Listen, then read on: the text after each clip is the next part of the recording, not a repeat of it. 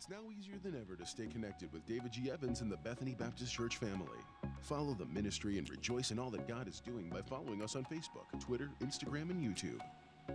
On Facebook, you'll be up to date on the latest happenings. You can watch our Sunday services on Facebook Live, 8 and 11 a.m. Eastern. Here comes the power. Hallelujah. Words of wisdom and encouragement can be found on Twitter, and you'll get up-to-the-minute sermon points as they happen in our weekly worship services. Follow us on Instagram and be blessed by the inspirational and special moments that are highlighted each week, and meet the people who are the heart of our ministry. And if it's video you want, subscribe to the Bethany Baptist Church channel on YouTube. See the celebrations, the special events, and the many, many people who are helping to transform lives one at a time. Stay connected with David G. Evans on Facebook, Twitter, Instagram, and YouTube, and become a member of our broadcast family.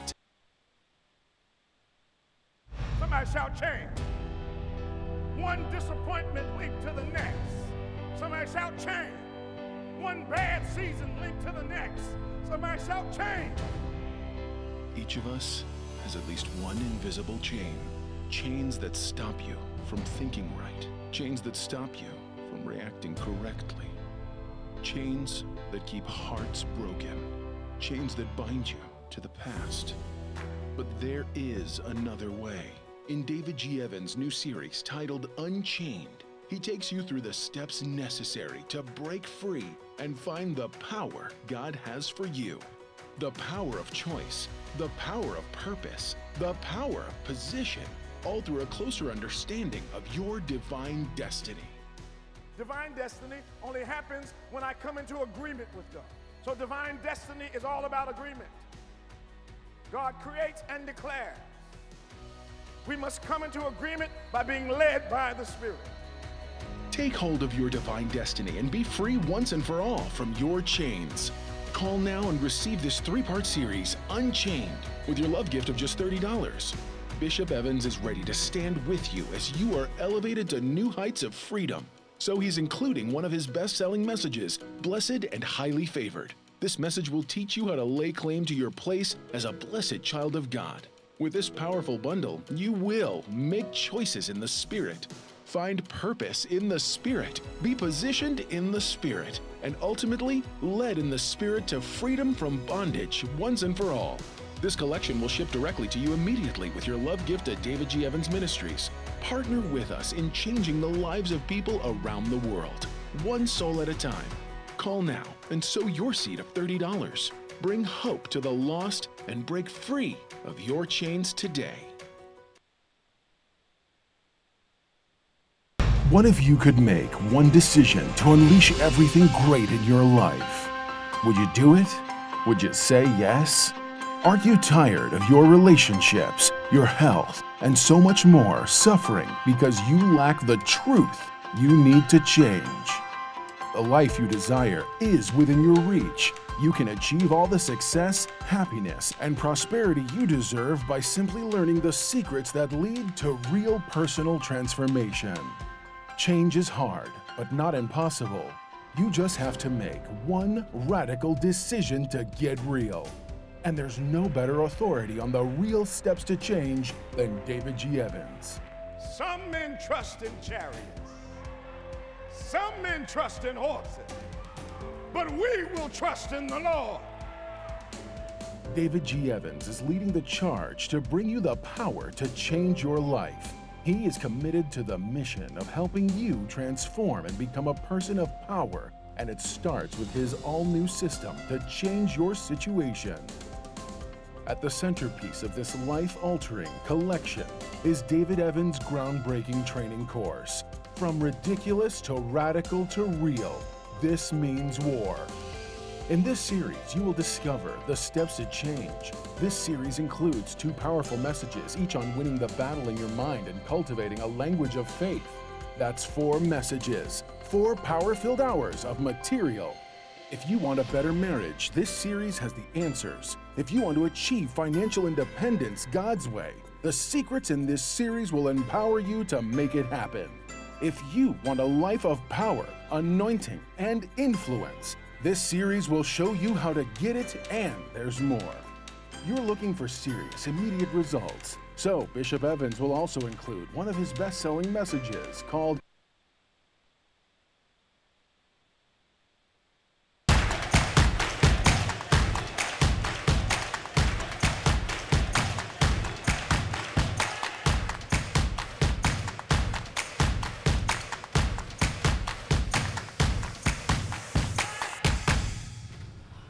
Welcome to Onpointe, the #1 Saturday morning Christian-based call-in talk show in America, live on your smart device. David G. Evans. One. David G. Evans David G. Evans one on all platforms. On every platform that you have. So glad you could join us. Our call-in number is 1-866-743-8267,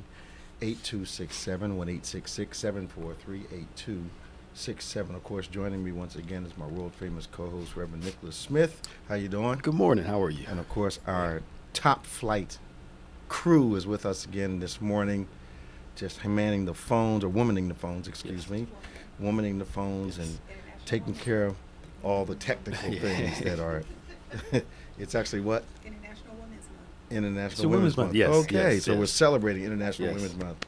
Oh, yeah, okay, very good. So, what's going on, man? A lot happening out There's here. a lot. So, of course, we want to see what's happening with the Manafort thing. I think we have a little video on that. Yeah. We've got Cohen testifying before Congress. We got a snip of that. I understand he's suing the Trump organization now. Yes, sir. And what is he suing them for? He is suing them for lack of payment. Because remember, he was supposed to get his they didn't reimbursements pay. back, Yes, and yes. payments back, and they haven't been doing They it. haven't done that. Yes, But he worked for him 10 years not being reimbursed, right? for the most part. Well, he said we get his money back every now and then. You know, I wonder what is the prestige of working for this guy? Right? Yeah. That, for all those years, he lied unless there were some significant perks that we just don't know about. Well, one thing I do know about those kind of relationships, when a person is working for someone who is patently unfair, mean, unjust, they never think it's going to happen to them. That's true. They never think that person will do it to them. Yeah. So they're content participating and spectating as long as it's not coming back. Right. But I've seen it every time, especially in leadership positions. Yeah. Bang. Yeah. It comes. They just never. And I've asked people, "Did you think they'd do it?" And they say Right, no. Yeah. And for some assumed benefit with the hopes that one And day. sometimes it's just being in proximity. Sharing the spotlight. But I'm still contend that why is he a liar now Right. when he lied for President Trump all those years? Well, okay, we know either he was telling the truth when he was working for you, or he was lying to keep his job. Yep. Now, so you didn't have a problem with him telling a lie. Right, exactly. And now all of a sudden. Now all of a sudden he's a liar and he Yeah. can't be trusted. Yeah. When he handled all your business for 10 years. Okay. And Cohen warned them at the when he was finishing his testimony for Congress. He said, "Look, y'all, you guys are take my example. You guys are going down a bad road. Keep backing this guy up." Yep. And he told them all. Yep. And guess what? And if you listen to the president, you can tell what he's been doing. All this fake news stuff is because of his relationship with the National Enquirer. Absolutely. That's why he talks about it so much, because he uses it to his benefit. Yep. So everything's fake news now. Yep. Well, Yeah. not everything. Yeah. Anything he doesn't like Like is fake news. Yeah. Yeah. So- Yeah. And I mean, the media is the real enemy, and his base really believes that the media is the greatest enemy to the United States. And this isn't new, because this is not the first president that's ever done this before. Yeah. But to this degree, where you have I don't believe they're that uninformed. I got a totally different view. Okay. I think they've sailed on this boat with him. And to support their decision, they're saying a lot of things that secretly and quietly they don't agree with. You mean like his rural base? I think that, look, people that make their lives based on common sense suddenly don't lose it. I think, like family loyalty, where my son's a bank robber, but Right. he can't possibly be guilty of this because he's my son, even though I watched him plan the robbery. Yeah. That's the kind of thing I think we could be experiencing now. It's not blind loyalty. Right. It's tribalism. I agree with that to a certain degree. Okay. Yes. Now, the reason why I say this is because we're assuming that some of his supporters act on common sense. Well, I'm Because of some of the stuff they believe. Because I grew up on a farm. I grew up around people who have mother wit. Okay. I went to school on the farm, so my formative years, I met people who make an agricultural living. and they have views, but common sense was at that time, I'll say was, high valued currency. Right. So I don't think that all agriculture, just using them as Sure. as an example, I don't think all agricultural people have lost their common sense. I think that they're being tribal. Yeah. Well, and there are some who are being very tribal. Okay. And then you have your other Like ones our who politicians. just, yes, they're being tribal, Mm-hmm. and some of his base is being tribal. Then another portion of his base, like he said, he can do whatever he wants to do, Absolutely. and they just believe whatever he says. But here's the thing: it's a racial vote, Mm-hmm. because only the racial vote is illogical. Right. Now, when common sense people lose their common sense focus when race Yeah. is a driver. Right. So you've got these people now who, no one at any other time would ever say like this. How can you say people saying Jews will replace us and da-da-da, Yeah. we're not going to Yeah. let it happen? Yeah. How can the president not say that's anti-Semitic? Right. Yeah. Yet say that if someone says Israel's using too much force, Mm-hmm. that's anti-Semitic. It's And it's not. It's not. It's a statement on how the government is handling its warfare. Right. That doesn't make it anti. So you're anti-American because you don't like the way we bomb people? Right. Yeah. But you're okay if you believe this over here. Come on, man. But again, there's that troop of Christians that believe that Trump is King Cyrus of the Bible. Okay. Supposed to be some bad guy that turns good later. Okay. He was down in Alabama signing Bibles. For what? He went down to visit the areas where the tornadoes He hit. signed them to prove they wouldn't catch on fire if he touched them. People want their autographs. And he was autographing people's Bibles in the church. He ought to be afraid of doing stuff like that. Yeah, he That'd be something he should not do. and they were bringing their I Bibles. would not want Trump's name in my Bible.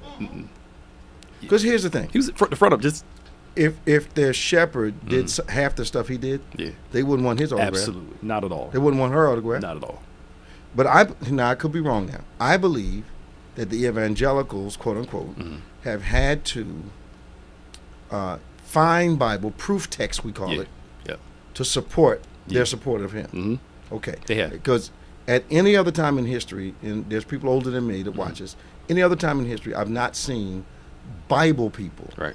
support someone with this kind of morality or lack of it. Yeah, yeah. That's supposed to be something Yeah. they don't like at all. Especially for that evangelical group who I go see them every year. They harp on moral failure.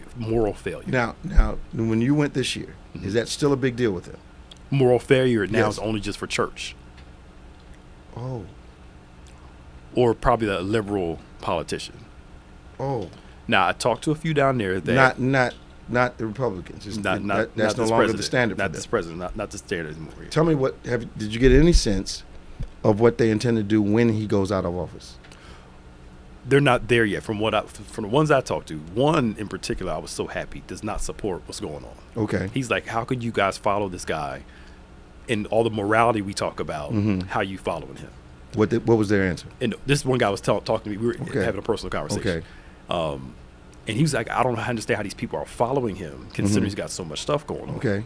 But to them, as long as he maintains, in their eyes, their religious freedom to be able to operate, Okay. no abortion, Okay. and control gay marriage, Okay. and guns, they seem Okay. to be okay. But here's the thing. Why can't they disagree with the rest of his platform Yeah. and agree with part of the program? Right. Why do they have to kill their credibility? Yeah. Why can't they say, okay, we got you here, here, here, Yeah. but here, here, here, we're not with Right. you. Yeah. And I listened to what the guy that was the head of CPAC. Okay. His thing was he doesn't agree with a lot of Trump's moral personal issues, but he does agree with his platform. Then they ought to say it. And he's out there saying it. He supports his platform, but not what he's doing individually. He's not saying it loud enough Yeah, because nobody hears that from the evangelicals. Yeah. It's very rare to hear. But the now I must admit there is a pressure. I remember being at the on the advisory board of the Democratic Party, and Mrs. Clinton came to a meeting, and she asked for questions or statements, and I raised my hand as I normally would, and I said, "Look, you're making it real hard for me to support you." I said, because I'm agreeing with this, and this, Right. but I got a real hard opposition to this, and this. Yeah. I said, so I'm not throwing you away, but I'm telling you, you're not making it easy for us to support you. Right. Now, so I get that there's an uneasy place, Yeah. but for us in the business we're in, it can't be an unstated Right. uneasy place. Exactly. It's got to be real clear. Yeah. This is what we're supporting. This is what we're not. Right. They can't act like all this other stuff that they've condemned in everybody else. Right. Because before, family was important. Man, and President Your Obama personal- did have this oh, stuff. yeah, absolutely. But then you got like guys like Robert Jeffries and all of them, the pastor Yeah, of Dallas. And yeah, all I that. know. But it showed me something. I remember a couple months ago, it was last year. I saw a picture of a Ku Klux Klan rally and had a banner over top of them that said that Jesus saves. And He certainly does.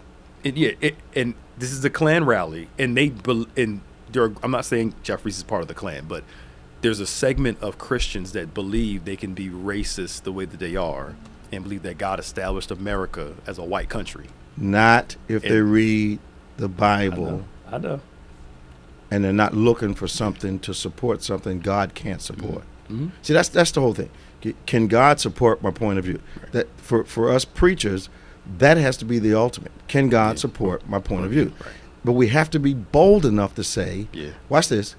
No, No. he's not. Yeah. Yes, he is. Yeah, because we were very open about what we disagree with Absolutely. on President Obama. Absolutely. We agreed with these things right here. We just couldn't get along with. But to show you how and we're going to come to Bunny in just a second, calling for Daytona Beach. The thing that bothers me is this.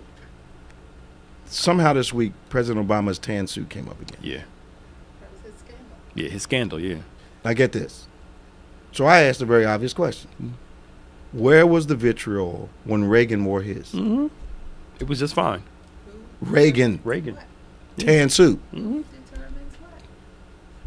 I'm like, okay, did you guys say he was the worst president in history because Right. Ronald Reagan had the Republican deity had on a tan suit? Yep. They didn't. I didn't hear one peep. Not one peep. But whatever Obama did, their vitriol towards him and hate towards him was so bad. They feel like Trump is a justification for Obama. Well, he's not. So And y'all had privately, Obama, we got Trump. Privately, they missed the elegance, the honesty, yeah. integrity. You know what's really weird? Every family value that they supported up until Trump, Obama and them represented. Absolutely. Had all conversation, could talk, diplomatic. But now it's before it was let's be diplomatic to other countries. So now, you can't tell me it wasn't racial. You it's cannot racial. tell me it wasn't a racial. lot of it was racial. They got in his face. Yeah. And I was amazed at his restraint. He was a better president than I would have been no. because I would have used Yeah. my executive authority to whip some of their behinds. Yeah. Oh, you need support for what? Mm-hmm. Oh no. No, ain't coming. Oh no, we're not passing that. Oh no. Yeah. So I'm glad. Let's go to Bunny from Daytona. Hey Bunny, how you doing? Hi. Well, I'm making it. You're doing as well as can be expected? Yeah, and maybe even a little bit better. Good. Actually. In some ways, still in process. Whenever I have those days or moments where I need to cry, I do. Absolutely. I will honestly say that sometimes I don't know how I feel. My father and I were unusually close. That's a real honest assessment of emotion. Thank you. You won't know. I call it pancaking. Yes. 8 o'clock you're fine. 5 minutes after right. 8 you're not. That's it. You hit it right on the head. I have a quick question. Yeah. Now, I know the context of this scripture in 2 Thessalonians chapter 2 has more to do with the coming of Christ. However, in verse 11, it says that, and for this cause God shall send them strong delusion that they should believe a lie. And I understand the context of the scripture, but also I'm thinking in terms of political context where a lot of evangelicals seem to have been sent a strong delusion. Yeah, I think you're onto something. That they should believe a lie. And we had talked about previously some of the ones who I had supported. The one who surprised me the most and almost frightened me was this guy named Lance Wallnall. Yeah. And it was like I loved his ministry. Yeah. I loved his how he would assess things. One thing I can say about my dad, he because we were so close and I followed him, he always would take me, even as a little girl, to places of wisdom. And I guess I would become automatic. That's how I actually became drawn to your ministry. Okay. I've watched you for many years, and not knowing that you had Daytona roots. Yeah. But I just wanted to hear your opinion, hear yours. Unfortunately, for me, because I have a lot of, I want to say I thought I had a lot of friends who have been in ministry for years, very prominent names, who are not African Americans, who have built ministry on the backs of people of color, yes, made millions of dollars, live presently very, very nice lives based on their association with African Americans. And what I realized is that there were two things working. They were not totally comfortable with the context in which they were most effective. And when it came down to making a choice, that subtle resentment has really burst forth in a lot of people that we thought were decent ministry people. We now see that they had some racial issues while they were gaining fame, fortune, with people in contact with them. And I find that, it's clear now, based on the stance they've taken with President Trump, that they wanted the sheep for their wool, not for the sheep. Oh my God. Okay. Because if I'm a Trump backer, and I'm a Caucasian, and I've got 3% African Americans and Hispanics in my church, I've decided that they are expendable for me to take this platform. Yeah. And I've said it for years, and I'll keep saying it. A lot of Republican parties, as a businessman, have always benefited me. Right. But I can't be a Republican because they don't benefit at large the people that I serve. That's right. So I'm not making a decision to be a Republican just because it benefits me personally. I think that's hypocritical. But a lot of people, they think it's going to be better for them as far as money's concerned, taxes are concerned, and, people are now finding out that this tax cut is cutting the throats of working people. That's right. People that have never had to pay are paying thousands of dollars now. Right. So yeah, I think you're seeing, I always use this, when the gopher sticks his head out of the hole, he can't say he didn't do it. Yep. Okay. And the gopher's head is out of the hole. Yeah. Okay. I was just wondering about that. Yeah. I thought about you this week in the service. I'm sure everything went well.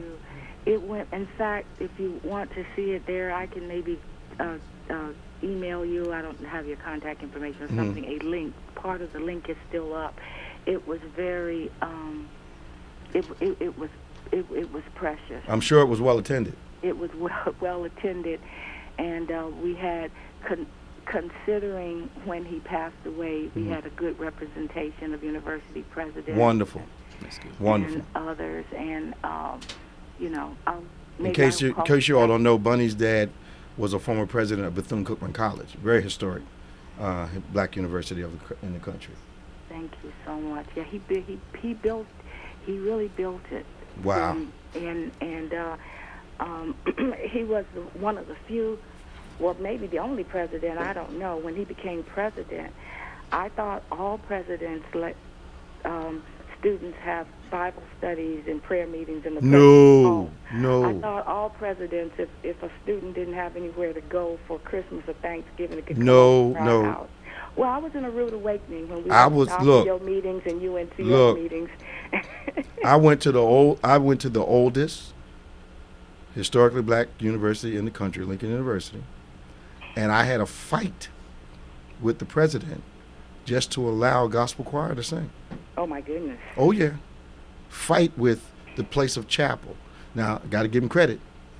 He was a preacher's kid, so he had some issues going on. But Okay. We had some very intense discussions about the necessity for that genre to be represented and for faith to be represented. And you know, we came to some agreement, but I was shocked that at a university that's historically black, that would even be a conversation. Right. Yeah. Exactly, especially given what our black traditions have been, and it's been anchored in the church. Absolutely. And one of the things that was said about my father was, well, I'll put it like this. The basic message was he didn't just president Bethune-Cookman, he pastored Bethune-Cookman, okay, so to speak, and he fathered it. And I learned from that whatever you are, you take that to what you do. That's right. And so it was just a lot of love. We had a cross section. We tried to keep it. I wanted to be at least an hour and a half. Mm-hmm. It was 3.5 hours, but everybody said that they didn't want it to end. Yeah, y'all had a black funeral. Yeah, we had that. y'all had a black funeral. We got to go, bud. Okay, thank you. Talk to you. Bye-bye. Okay, bye. This is On Point. We're going to Bishop Cheney from Jacksonville. Hey, Bishop. Yes. How you doing this morning? I'm good. I'm glad you called On Point. Are you familiar with 1941 Venus Street when it used to be there? No. No? Could you bring me up? Yeah. 1941 Venus Street, where my great-grandmom used to live. No. Yeah, and we used to come down there every summer and stay a month on 1941 Venus Street. Oh, okay. Hi. And who am I speaking with? This is Bishop Evans. You called On Point. Oh, amen. Blessing, bless you, sir. How you doing? I am doing great. I'm glad you called us. How can I help you this morning? Well, I'm calling. I was hearing the commentary, and I think that I kind of heard what was going on or what was being said. Mm-hmm. You know, the hour that we're living in as a minister and as a leader, I believe, and as a spiritual leader, I believe that we need to put aside political views if we try to operate in political views based on what we try to represent ourselves for a particular status, then we fall short of the gospel. Okay. And there are a lot of laws that has been passed since Trump has taken office pertaining to Christendom and the rights for the child of God and other views, other things that he might probably have done is not in view for us, for African Americans. But when we look at the totality of what God is doing, anything that is placed in office, anything that is done, we have to understand the Most High God still is in control. And although that He's in control, we still have a part to play. Absolutely. And I totally agree with that. I don't believe that church should be separated from the government, from church and state. I believe that we have a role to play in that. And the reason why there are so many laws that are passed or the governmentship of the kingdom of God when it pertains to the children of God has gone lacking because we have not taken a stance over the years since the time of civil unrest during Martin Luther King and the others. I think there should be a voice that stands up. But, the purpose of it now, everybody is for themselves and not for the kingdom of God. And then, every child of God has to persist, and there has to be contingent on the scriptures, and we have to begin to stand for the word of God, and I don't see that. And I travel the country. We have talk shows in Gainesville and here in Jacksonville, Florida, and I really don't see it like we did see it years and years ago. Well, I agree with you, and I think what happens is those voices like ours, what's unfortunately, there are circles of people that have access to the opportunity to be heard. And a lot of what I see and experience on the ground level, having, historically a lot of interaction with Washington and politicians and state politicians and local politicians, what I've seen is that a lot of us have abdicated strong position for opportunity. And sometimes that opportunity we think, amazingly, Bishop, for me, what I've seen is sometimes people will sell their integrity just for a seat at a table where they don't have a place setting. Some will sell their integrity for just being in the room. So we've morphed, and those that are not in the circles that are invited, because you notice, say for instance in D.C. during this administration, Pastor White was responsible for who was invited. So she only invited people who obviously would not say much at the meetings. Now, if you speak up at the meetings, you lose your place at the meetings. So we've lost that kind of representation who covet a place at the table more than they covet a kingdom point of view. Was it responsible for who was invited? Well, yeah. He's starting to sting there. You got to turn your radio down and get close again to your speaker. I can barely hear you, bro. Okay, can you hear me now? Now that's wonderful. Okay, I couldn't hear you. And it is so true that we're in a perceptive state where it is sad that we try to promote ourselves instead of promoting the Messiah. Absolutely. Prophet Brian Carn is a good friend of mine, and he's been on our radio show, and I know him very well. To the Oval Office. I know him very well. And he began to minister the gospel and actually prophesied to one of the statesmen that was there. So we missed the opportunity in representing Christ in those political points that God has opened up for us. Instead of doing that, we're looking at ourselves. I totally agree with you, Bishop. Do you agree, Bishop, that we can go into political? As I read my Bible, every king in the Old Testament had a priest.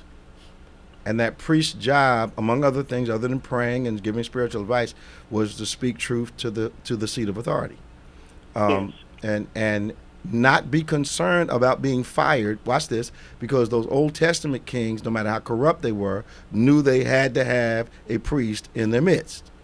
They knew the importance of spiritual element, even if they didn't listen. They needed a representative. We've come to a place now where I am not sure that when I get around high-seated public officials, I speak principles of the kingdom that impact or address the needs of the people. And a lot of times, that's not a welcome conversation. So we have to be ready to be disinvited, tell the truth, and take the chance of being disinvited to the table. But at the end of the day, if we are significant enough in ministry, like we are in this state, end of the day, they have to come back around to you at some point and either ask for your help, your support, and when that conversation happens, I go back to what I needed them to do and what I had to say before. Well,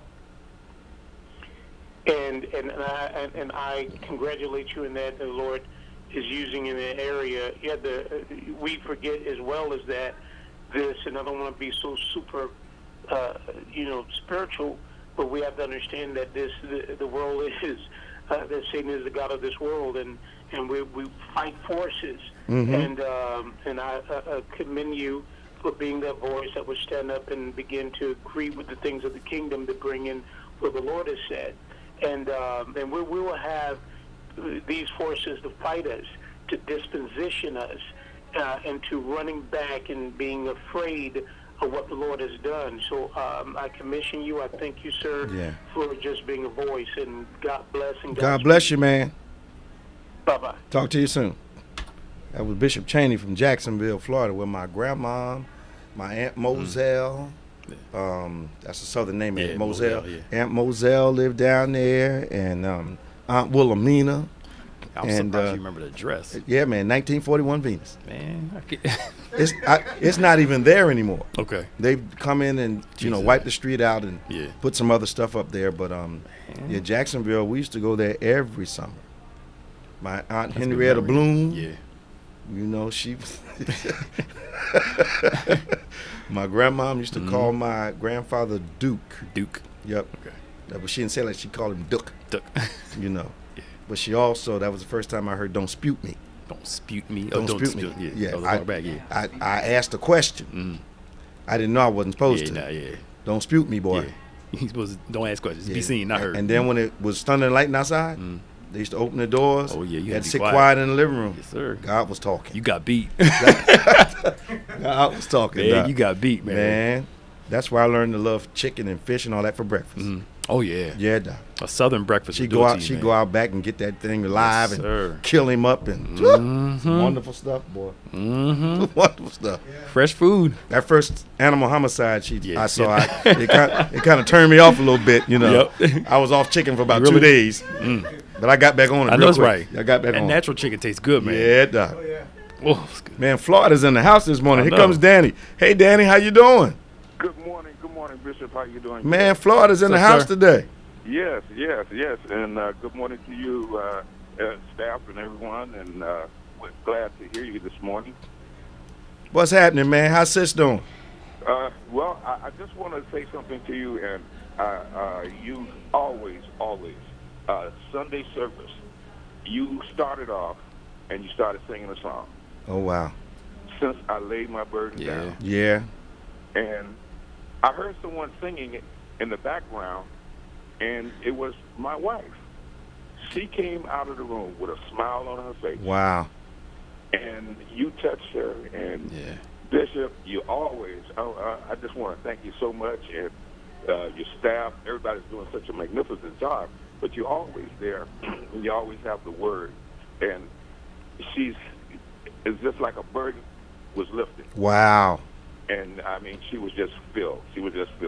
And I just want to thank you. I'm glad to hear it. And I was lifted by when you brought the young men forward. Yeah. Program Yeah, that we're you working have on them. with them. And any way that, I can, be of assistance, I know that I'm long distance away, but if you need any financial support or anything like that, and I want to say also to Pastor Nick, he has that college program. I'd like to help with that as well. God bless you, man. Yeah. So And that's always welcome, Yeah. Danny. It's always needed and always welcome. Mm-hmm. And I just want to, say thank you for all of that. And you have always have been, as far as leadership and showing the way that it should be done. And you give encouragement to others that looking and saying that, there's no hope or anything like that. But there is hope. Oh, there is hope, Doc. You're setting a standard. There's hope. There's hope. You can say that, you have a standard that you can follow, and that's a high standard. And, we listen, and we thank you so much. I appreciate it. I know you work with a lot of young men around your job and all. Yes. And I think we ended up with about 45. Yeah, about 45. For that first call, we got about 45 young men from ages maybe 4 up to 18 that we're going to be mentoring, age-specific mentoring for them for like the next year. We're real excited about it. We have a ministry called Crossover that we're going to use to help the young men cross over into adulthood. Yes. And we're really looking forward to making an impact on the young men. And I like the fact that it was a mixed group that we had. Yeah. All races, all ages, and that I'm excited about what's going to happen. I'm excited for you, and just keep giving us the standards, and no matter what it is, no matter what the situation in life, you're always there in tune with what the people need. And the church, your staff, the entire staff. Like, you just keep pushing it up another notch. We need you to keep praying for us, man. We'll do. All right. Tell sis I said hey. Tell her I'm praying for her. All right, we'll do, Bishop. All right. Bye-bye now. Bye. I think, the other thing that's really going to fold into this, one of our harvest pastors is really integrated into President Obama's My Brother's Keeper program. Okay.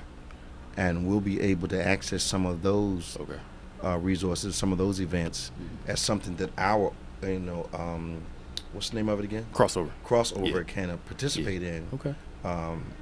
They have a lot of programs, a lot of stuff going on. We can get engaged in that. Good. It's going to be cool. We're looking. Gems is going to start this, and also when Crossover gets started, a lot of the foster kids from the area are going to start coming to the program. Wow. We're getting connected to organizations they're going to send the foster kids to. Our program, so that should be interesting. Yeah, it's going to be real interesting. Yeah. We've got to be ready for not only where we're trying to take them, we've got to be prepared for where they came from. Yep. Yeah. emotionally, spiritually, psychologically. We've got to be ready for that. So we're going to need paths to help us navigate that part. Those that are going to have some struggles when they come. Yeah, we're doing a meeting for social service workers. Okay. So we're going to get a big social work team. Okay. That can not only help us with that, but also the other stuff that Absolutely. we get phone calls on a weekly basis. All the time. Yeah. It's coming Cool. together. That's going to be cool. Yeah. Now, all right, so Manafort. Do we need to take a break before we talking about Manafort? It's 40 minutes. We got 20 minutes left. We got 20 minutes left? Yeah. Take a break. Come on, let's take a break. This is On Point. I'm Bishop David G. Evans with Reverend Nicholas Smith, #1 Saturday morning Christian-based call-in talk show in America. Live, David G. Evans 1 on all your media platforms. We'll be right back. Position yourself to receive from God with Bishop David G. Evans teaching When Men Pray. Have there been times when you have asked someone to pray for you and the prayer has not been answered? Because instead of praying for yourself, you waited until someone else that you thought had more power would pray for you. Prayer is something that you resort to immediately and not as a last resort. You need to learn how to pray preemptively. You need how to pray ahead of time. Don't always be praying in response. Pray proactively. Pray before it happens. Lord, cover my child. Lord, bless my day. Develop your relationship with God with this dynamic teaching on CD or DVD when you write to us. Visit our website or call 1-800-591-8480. We're back, 1-866-743-8267, 1-866-743-8267. How does a guy... I thought tax evasion was a big deal in the United States. And a lot of money, too. Like $30 million worth? Mm-hmm. Yes, sir. Yeah. His restitution is $25 million. How does a guy... Well, here's the thing. He's got $25 million to pay back? Mm-hmm. But he evaded taxes, so he's got money to pay back. Mm-hmm. I thought they took your money when... I'm sure they start siphoning through, unless he got money some other places. They had enough to take. Yeah. So how did he go to jail for, what, 4 years? Yeah. And the lady that voted incorrectly goes to jail for 5. Yeah. A little small bag of weed, 3 or 5 years. Something's not clicking in my head this morning.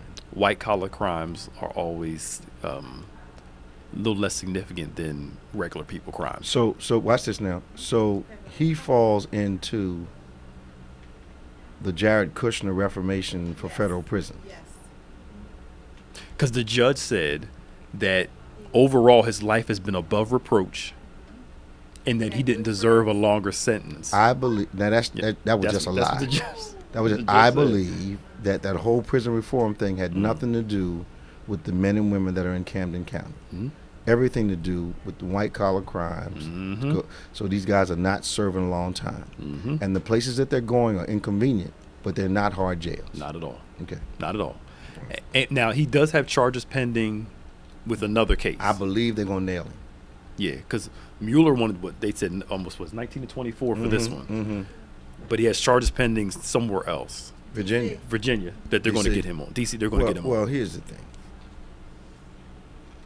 They had the nerve to ask that judge yesterday to tell the other judge to do it concurrently. Wow.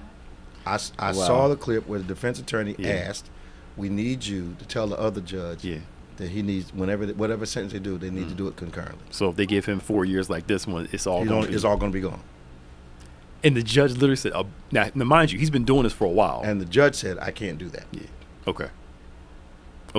She said, I can't do that. Unbelievable. And it goes, and this is the problem with the criminal. People say, what's wrong with the criminal justice system? Stuff like this. Absolutely. We're talking millions of dollars. I'm trying to tell you something. If you or I was guilty of this. Right. Oh, we'd be in jail for 25 years. And 25 years. We wouldn't come home. Right. For $25 million? We'd have to start a ministry of jail. That's what we'd have to do. Right. Call Inside Church. Inside Church. That's true. Can't get over it. Yep. So now Cohen is suing Trump Organization because he wants his money. And then they said only 20,000 jobs were added last month. How come I didn't hear about this on the news? It just came out yesterday. Okay. Yeah, and Trump's so optimistic that we're going to create more jobs and stuff. So, I know we've talked about this a little bit before. And we want to get to our Bible piece. I'm weirded out that the discussion the Democrats are having about abortion. But I'm also weirded out that the Republicans only care about life until it's born. Absolutely. Yep. They passed some stupid bill in the middle of the night, the Republicans, to take the protections off equal wages for females. That's true. Yep. Yeah. How do you do that? They're undoing, because to them, it's like affirmative action. But their own females are going to be impacted. I know. Because they feel like it's fair. You all work hard and get the same opportunities. That's not true. That is not true. The United States is the land of equal talent. Yeah. It is not the land of equal opportunity. Not at all. Equal talent, we got it. Yep. Opportunity, we don't. We don't. Okay. Yep. And you know that whole bootstrap. Yeah. I got a problem with that. If you take boots away. Right. Yeah. You got no boots. You don't have no boots to do it You nothing to pull up with. No. So the House is going to block President Trump's national emergency, which makes sense because it was stupid. Yep. Oh man. This stuff is getting relentless. Okay. They didn't actually arrest a 6-year-old for sitting during the Pledge of Allegiance. Yeah, they did. Well, he sat down. It was a substitute teacher there. He sat during the pledge. They're not going to believe this. Can we see that? Can you play the video for the 6-year-old? Yes, sir. He literally got arrested? Yeah, because he was. They said he was disturbance because he didn't want to leave the classroom. You know. Go ahead, play it, Phil. A Florida mother now demanding justice after her 11-year-old son is arrested after refusing to recite the Pledge of Allegiance. The incident back on February 4th started when a substitute teacher asked the boy to stand up for the pledge. He reportedly told the teacher the flag was racist and the national anthem was offensive to black people. The teacher then asking the boy, quote, "If living in the U.S. is so bad, why not go to another place to live?" She then sent the boy to the principal's office, who was arrested for refusing to follow commands, calling school leaders racist and being disruptive. The boy's mother now demanding the charges be dropped. I'm upset, I'm angry, I'm hurt, more so for my son. My son never been through anything like this, and I feel like they should have handled this differently. A spokeswoman with the school district says students aren't required to participate in the Pledge of Allegiance, but the substitute teacher wasn't aware of the rule. We're out.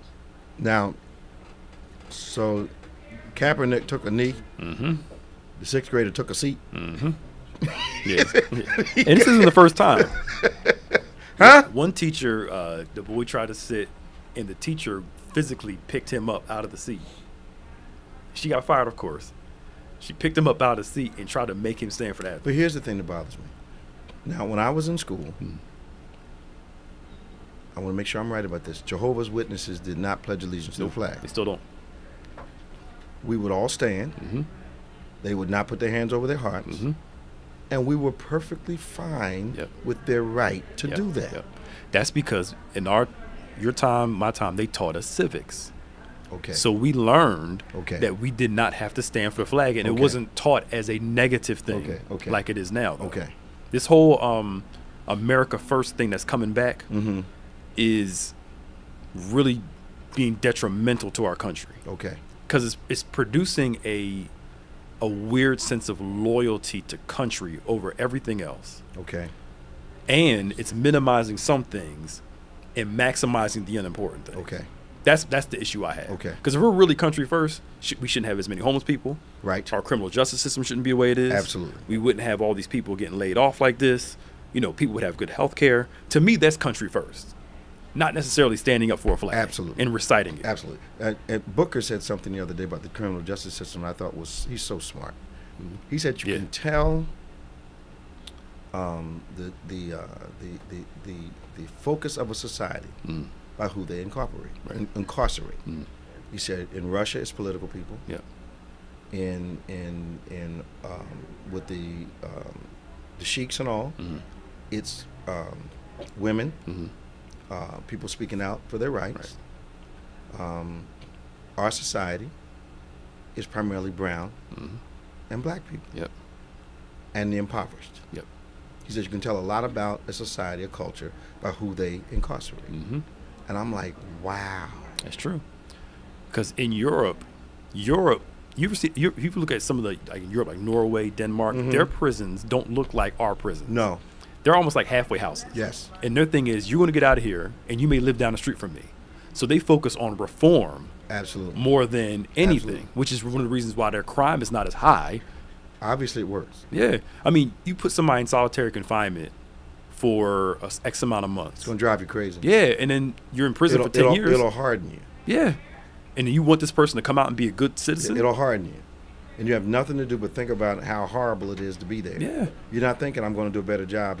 You're thinking I'm going to steal better. Mm-hmm. I'm going to get some people back because I mean you start hating people. Yeah.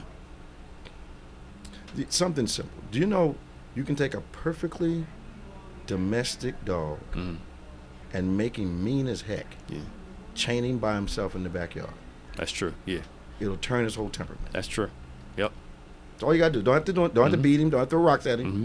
Isolate him. Right. And his temperament will change to where everything becomes a threat. Yep. That's true. So true. We got Jonathan from Philly, or are we going to go to, we didn't do our Bible stuff today. No. Well, let's talk to Jonathan about what we're going to do on Bible stuff. Hey, Jonathan, how you doing? Hey, good morning. What's Good happening, morning. man? Welcome to Onpointe once again. You doing all right? They're pretty good today. You know? We're going to talk, our Bible discussion today is about forgiveness, man. Yeah. Yeah, that's heavy. Yeah, that's a major principle for a lot of people. You know, I rejoice at your ministry.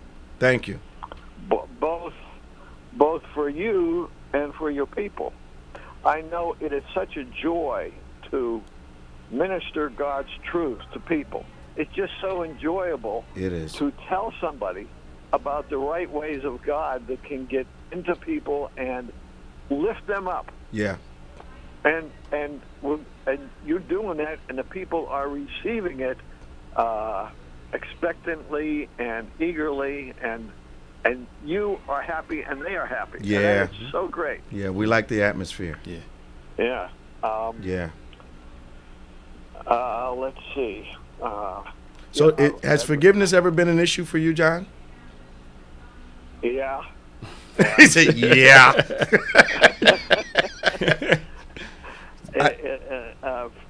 Me forgiving people, I had one situation with one lady.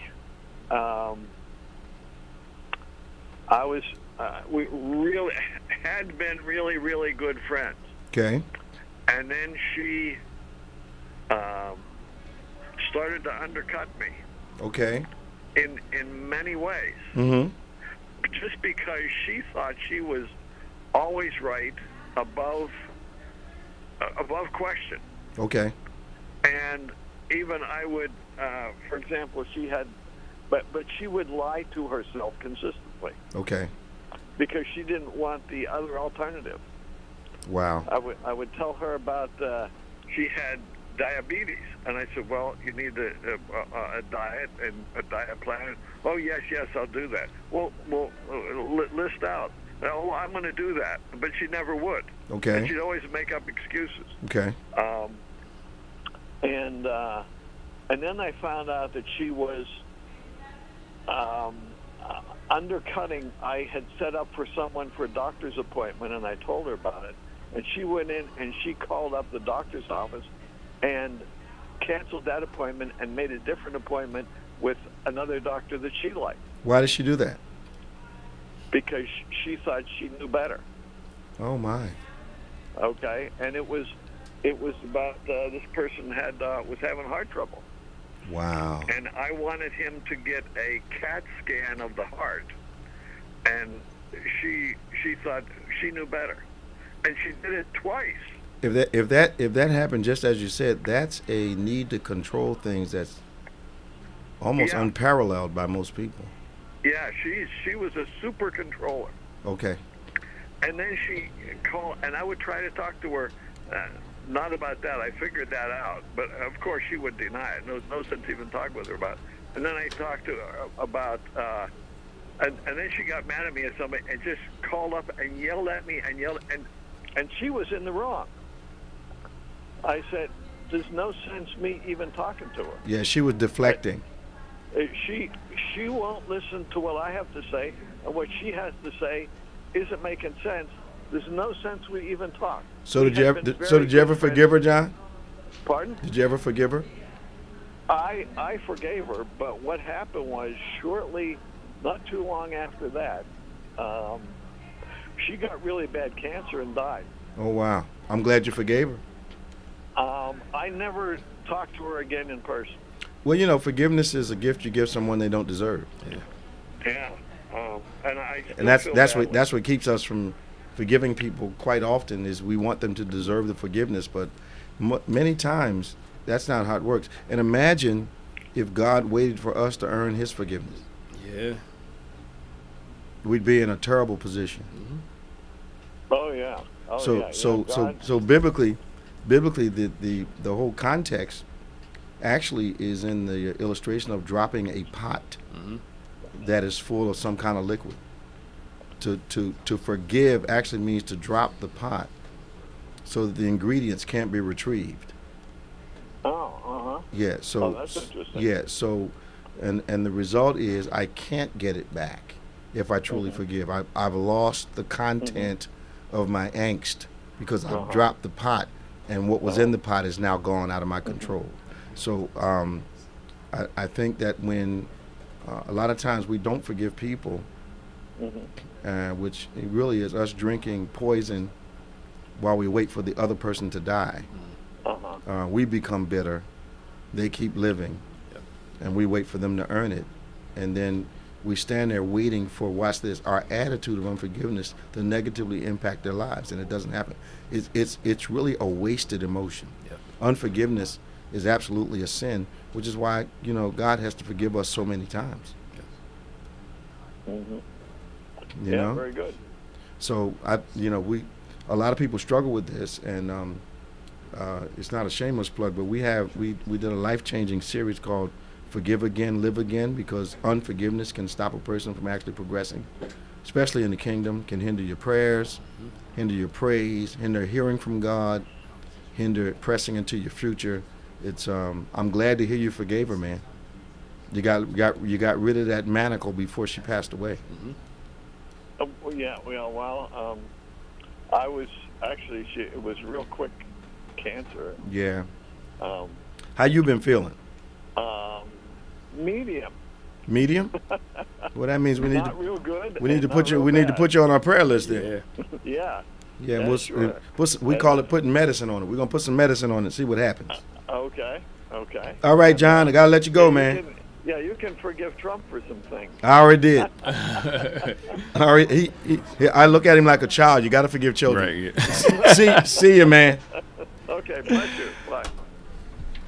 We just have what, like 2 minutes? 1 minute? Almost a minute. Almost a minute? Okay, so, Pastor Nick. Yeah.